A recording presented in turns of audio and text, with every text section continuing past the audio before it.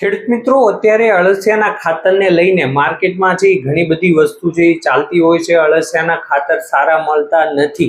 તો આજના વિડીયોમાં આપણે ચર્ચા કરવાના છીએ થોડી ટેકનિકલ માહિતી કે ભાઈ અળસિયાનું ખાતર છે એ અળસિયા ખાતર કઈ રીતના બનાવે છે, આ અળસિયાનું જે ખાતર આવે એ છાણિયા ખાતર કરતાં કેમ સારું છે, અને અળસિયાનું જે ખાતર આવે છે એમાં કયા કયા જે કમ્પોઝિશન છે, કયા કયા પોષક તત્વો છે એ હોવા જોઈએ, અને જે પોષક તત્વો હોય એ પ્રમાણે જ આપણે છે એ ખાતરની ખરીદી કરવી જોઈએ. અને જે અળસિયાના પ્રકારો છે, પછી અળસિયાના ખાતરના કયા કયા ફાયદાઓ છે, એ બધા વિષય પર આજે આપણે ચર્ચા કરવાના છીએ. તો આપણી સાથે છેલ્લે સુધી જોડાઈ રહેજો, અને જો આપણી ચેનલ પર નવા હોય તો આપણી ચેનલને સબસ્ક્રાઇબ પણ કરી દેજો, જેથી તમને આવી નવી નવીનતમ માહિતી છે એ મળતી રહે. નમસ્કાર ખેડૂત મિત્રો, ખેડૂત પાઠશાળામાંથી હું જિગ્નેશ અડિયા તમારું હાર્દિક સ્વાગત કરું છું. ખેડૂત મિત્રો, અત્યારે માર્કેટમાં અળસિયાના ખાતરના નામે ઘણું બધું છે એ વેચાતું હોય છે, અને અળસિયાનું ખાતર છે આપણે ભાગ્યે જ કોઈક જગ્યાએ છે એ સારું મળતું હોય છે.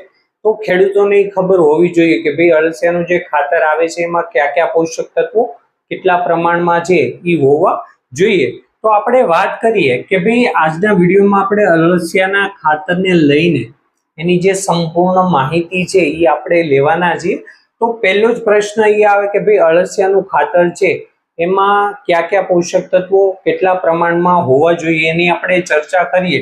તો પહેલું છે ઓર્ગેનિક કાર્બન. ઓર્ગેનિક કાર્બનનું પ્રમાણ છે એ 18% ઉપર છે એ હોવું જોઈએ. આ જે ઓર્ગેનિક ખાતરો છે એમાં સરકાર છે એના અમુક નિયમો બનાવેલા છે, એ પ્રમાણે આપણે ચર્ચા કરીએ છીએ કે ઓર્ગેનિક કાર્બન છે એ 18% ઉપર હોવું જોઈએ, નાઇટ્રોજન છે એ 1% છે એ વધારે હોવું જોઈએ, અને ફોસ્ફરસ અને જે પોટાશ આવે છે એ 0.8% છે એ વધારે હોવું જોઈએ. અને એવા જ ખાતરની છે એ આપણે અળસિયાના ખાતર તરીકે ઉપયોગ કરી શકીએ, અને આવા ખાતરની જ આપણે ખરીદી કરવી જોઈએ. તો આ પહેલો પોઈન્ટ થયો. હવે વાત કરીએ કે અળસિયા છે એ ખાતર કઈ રીતના બનાવે છે.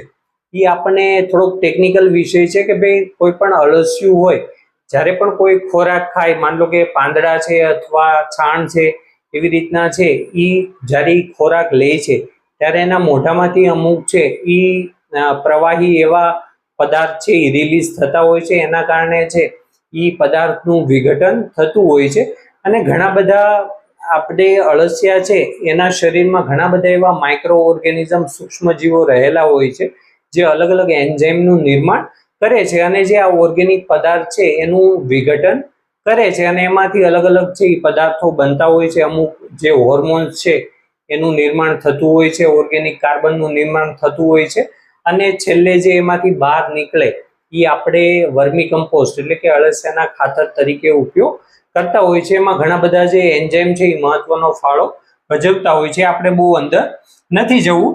ને ત્રીજો પોઈન્ટ આવે કે ભાઈ આપણે અળસિયાનું ખાતર નાખીએ તો એ છાણિયા ખાતર કરતાં કેમ સારું છે.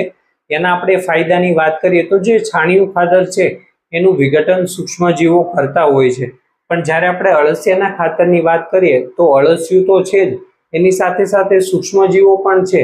તો એ બંને રીતના કામ થતું હોય છે, એટલે એનું વિઘટન છે એ સારું થાય છે. એમાંથી જે પોષક તત્વો છે એ જલ્દી છૂટા પડે છે અને આપણો છોડ લઈ શકે છે. બીજી વસ્તુ એ થાય કે ભાઈ એમાં જે કાર્બન નાઇટ્રોજનનું જે પ્રમાણ છે, કેમ કે જે આપણે CN રેશિયો કહેતા હોઈએ છીએ એ જાળવવું ખૂબ જરૂરી છે. તો આ જે અળસિયાનું ખાતર હોય છે એનો જે CN રેશિયો હોય છે એ 20 કરતાં નીચે હોય છે, એટલે કે 15-17 જેવો છે, 15 આજુબાજુ એનો CN રેશિયો હોય છે. જાણે આપણે છાણિયા ખાતરની વાત કરીએ તો એનો જે CN રેશિયો હોય છે એ 35 આજુબાજુ હોય છે. તો જેમ CN રેશિયો વધે એટલે કે ઓર્ગેનિક કાર્બનનું પ્રમાણ વધે, તો જ્યારે આપણે છાણિયું ખાતર નાખીએ એટલે જેટલું કાર્બન હોય એટલા પ્રમાણમાં એને નાઇટ્રોજનની પણ જરૂર પડતી હોય, એટલે જે આપણી જમીનમાં રહેલો જે આપણા જે પાક હોય એની આજુબાજુમાં રહેલો નાઇટ્રોજન છે એ સૂક્ષ્મજીવો લઈ લેતા હોય છે.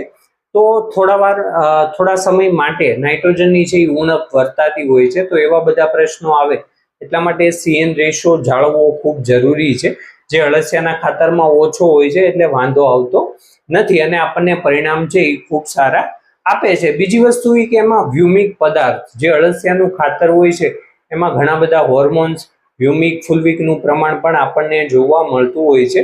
તો આ બધા છે એના ફાયદા છે કે ભાઈ આ છાણિયા ખાતર કરતાં કેમ સારું, તો કે આ જે એના ફાયદા છે એ રીતના એ સારા પરિણામ આપે છે. હવે અળસિયાના પ્રકારની વાત કરીએ ખેડૂત મિત્રો, અળસિયાનું જ્યારે ખાતર બને છે ત્યારે એમાં જે અળસિયા વપરાય છે એ પણ અલગ અલગ પ્રકારના આવતા હોય છે.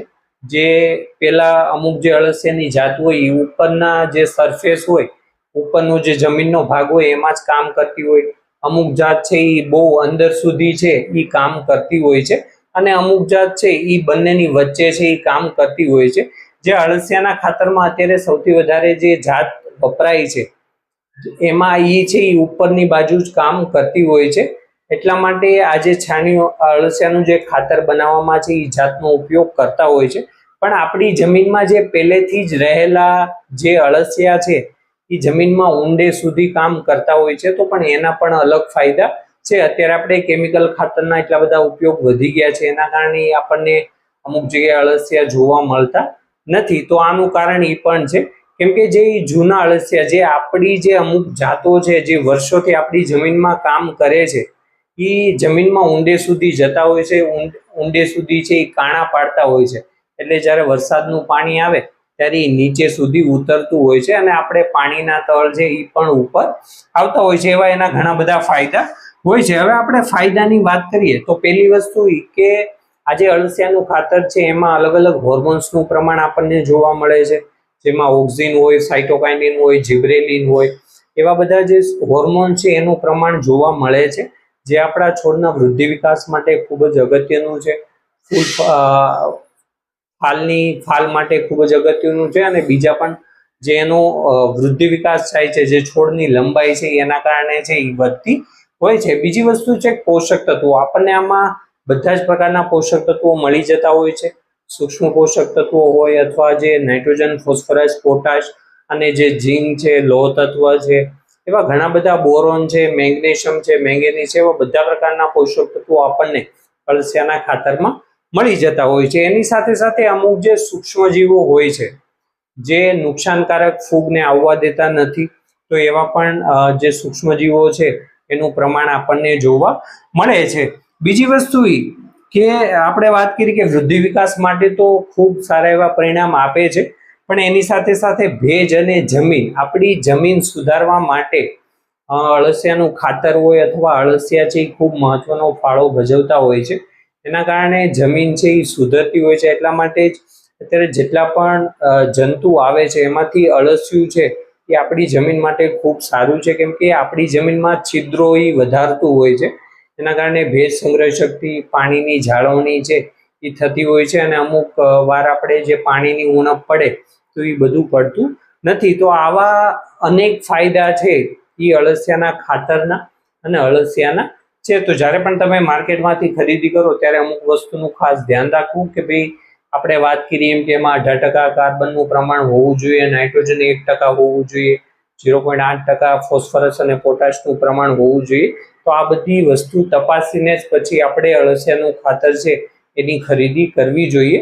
અને આપણે બીજા વિષયો પર વાત કરી કે ભાઈ છાણિયા ખાતર કરતાં કેમ સારું, અળસિયું કઈ રીતના ખાતર બનાવે છે અને એના કયા કયા ફાયદા છે, એ બધા વિષય પર આપણે ચર્ચા કરી. ધન્યવાદ ખેડૂત મિત્રો. જો વિડીયોમાં માહિતી પસંદ આવી હોય તો વિડીયોને લાઈક કરો, શેર કરો, અને આવી જ ખેતીને લગતી માહિતી માટે આપણી ચેનલને સબસ્ક્રાઇબ કરો. ફરી મળીશું એક નવા વિડીયો સાથે.